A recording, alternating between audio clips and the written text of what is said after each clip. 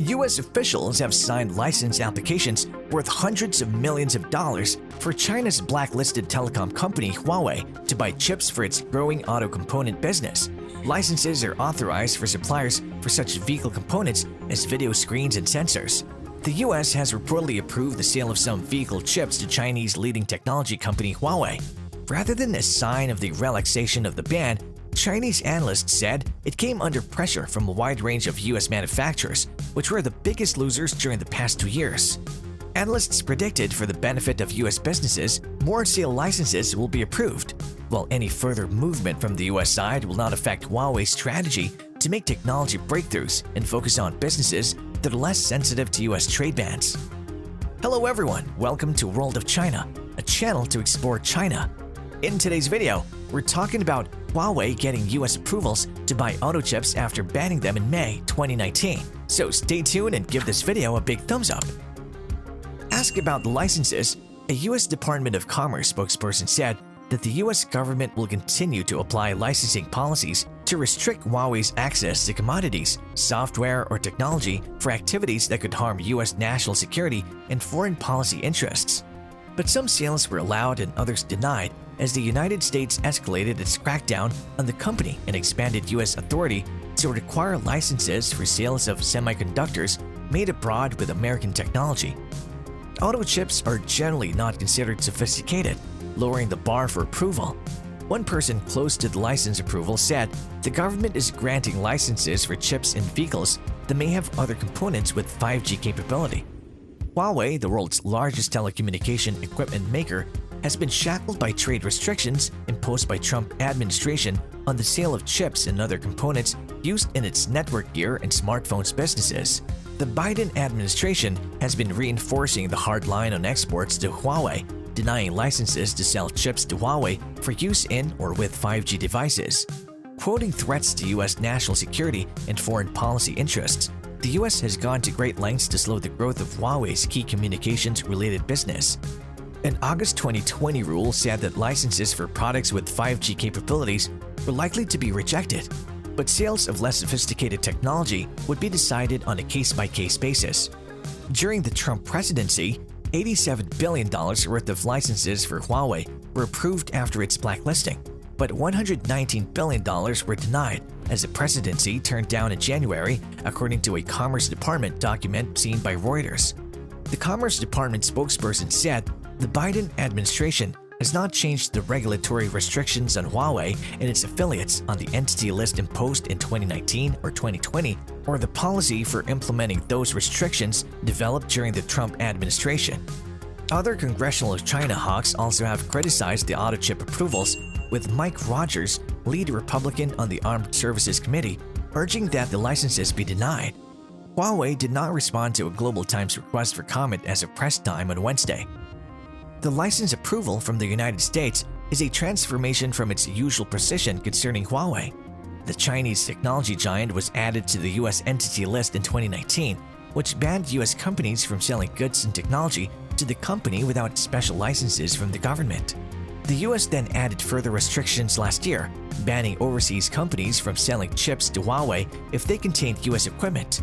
During this time, the company has also mobilized other countries to ban Huawei from their 5G networks over spying concerns.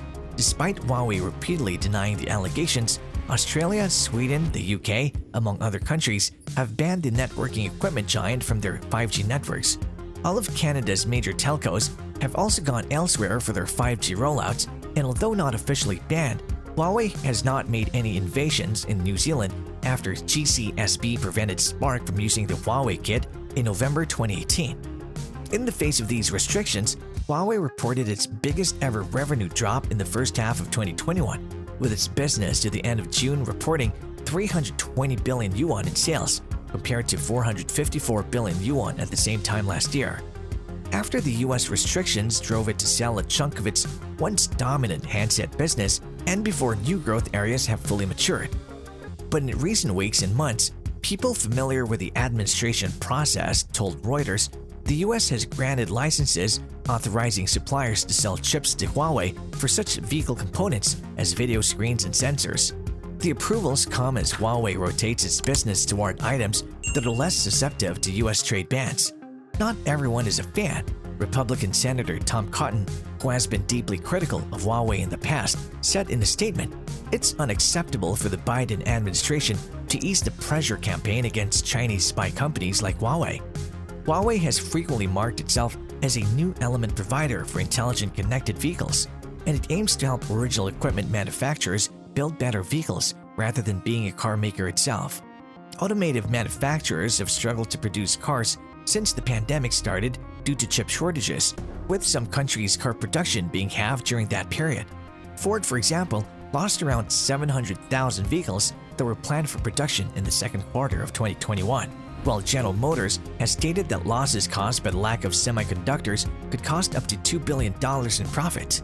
Zhang Ligang, Director General of the Beijing-based Information Consumption Alliance, said, "Huawei is not a car manufacturer, and its car unit is just one of its emerging businesses, so the new approval may only have little significance to the firm. It's Huawei suppliers which are highly reliant on Huawei products, rather than the company itself that is assuming the US could soften its hardline position," Zhang said. Underscoring the shift into smart cars, the company's rotating chairman, Eric Xu, announced agreements with 3 state-owned Chinese car makers, including BAIC Group, to supply Huawei Inside, a smart vehicle operating system, at the Shanghai Auto Show earlier this year. With the less sophisticated technology, China's domestic auto semiconductor industry is slowly catching up with foreign ones, so the impact is limited in the industry as a whole. A semiconductor industry player who asked to remain anonymous told the news media. Before being put on a blacklist by the Trump administration, Huawei was one of the US chip sector's biggest customers. It spent around $12 billion a year buying chips from the US and provided 40,000 US jobs, according to media reports. Over the past 2 years, although the ban was designed to hurt Huawei, those edges ended up hurting many American businesses. Jack Ma said the US has found the chaos it created is burning down its own house. A Huawei spokeswoman refused to comment on the licenses, but said, quote, "We're positioning ourselves as a new component provider for intelligent connected vehicles, and we aim to help car manufacturers build better vehicles. If it's truly a commodity product, I think we would want Western and allied companies getting their revenue.